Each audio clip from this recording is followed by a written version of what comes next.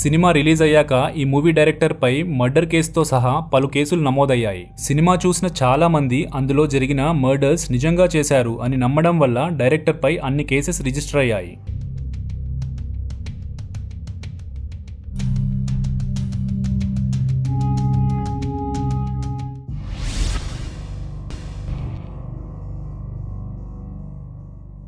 Cinema చరిత్రలో చూసుకుంటే రకరకాల రీజన్స్ తో బ్యాన్ అయిన ఫిల్మ్స్ ఎన్నో ఉన్నాయి. అండ్ ఇలా బ్యాన్ అయిన ఫిల్మ్స్ లో హారర్ మూవీస్ పర్సెంటేజ్ కూడా ఎక్కువే.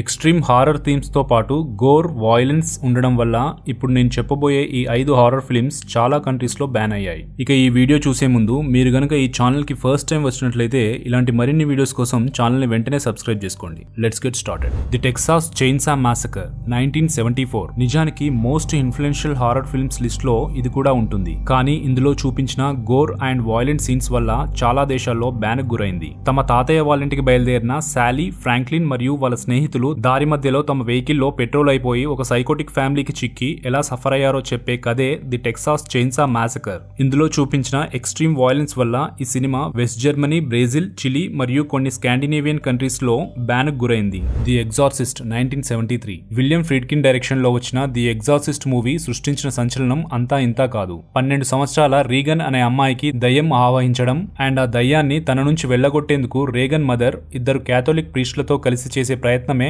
క్లుప్తంగా ఈ సినిమా కథ.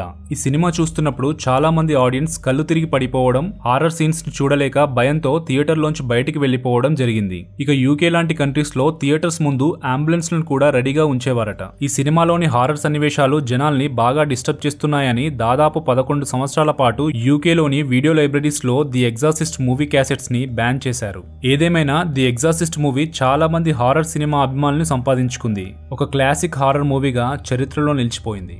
The last house on the left 1972 popular horror master film maker అయిన వెస్ క్రావెన్ డెబ్యూ ఫిల్మ్ గా వచ్చిన ఈ సినిమా చాలా దేశాల్లో వివాదాలని సృష్టించింది. అందుకు మెయిన్ రీజన్ ఈ సినిమాలో చూపించిన extreme violence and disturbing content. ఇద్దరు టీనేజ్ అమ్మాయిల్ని ఒక సైకోటిక్ గ్యాంగ్ కిడ్నాప్ చేస్తుంది. ఆ బ్రూటల్ గ్యాంగ్ నుంచి ఆ అమ్మాయిలు ఎటువంటి సిచ్యువేషన్స్ ని ఎదుర్కొన్నారు అన్నదే క్లుప్తంగా ఈ సినిమా కథ.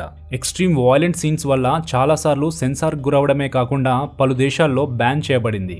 వెస్ క్రావెన్ ఇప్పటి వరకు ఎన్నో గొప్ప హారర్ మూవీస్ ని తీసినా తన మొదటి సినిమా అయిన the last house on the left మట్టుకు కాంట్రవర్సీస్ తో పాటు కల్ట్ స్టేటస్ ని సంపాదించింది. 1980s అండ్ 90s లో యూకేలో ఈ సినిమాను బ్యాన్ చేసి రిస్ట్రిక్ట్ చేశారు.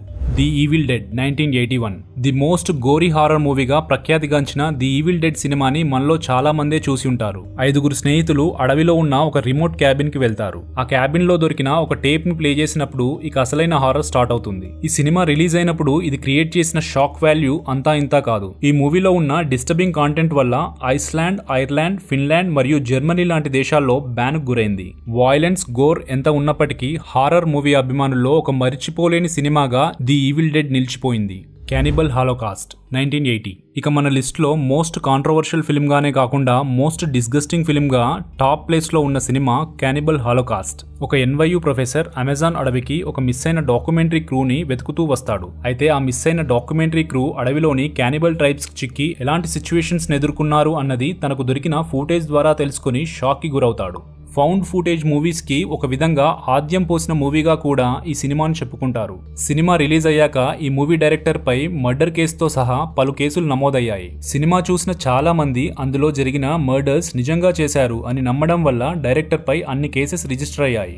నిజానికి ఈ సినిమాలో violence, torture and murder scenes ని రియాలిటీకి దగ్గరగా ఉండేలా రకరకాల టెక్నిక్స్ తో డైరెక్టర్ షూట్ చేయడం వల్ల and that to found footage అంటూ మరింత రియలిజం క్రియేట్ చేయడం వల్ల ఈ సినిమా క్రూ చాలా కాంట్రవర్సీస్ ని ఫేస్ చేయాల్సి వచ్చింది. చివరికి సినిమాని ఎలా షూట్ చేశారు అన్న టెక్నిక్స్ ని డైరెక్టర్ బయట పెట్టడంతో మెజారిటీ ఆఫ్ కాంట్రవర్సీస్ కి బ్రేక్ పడింది. ఈ సినిమా ఏకంగా 50 దేశాల్లో బ్యాన్ అయింది. కొంతకాలానికి కొన్ని దేశాలు బ్యాన్ ని సడలించినా ఇంకా చాలా దేశాల్లో బ్యాన్ అలానే కొనసాగుతోంది.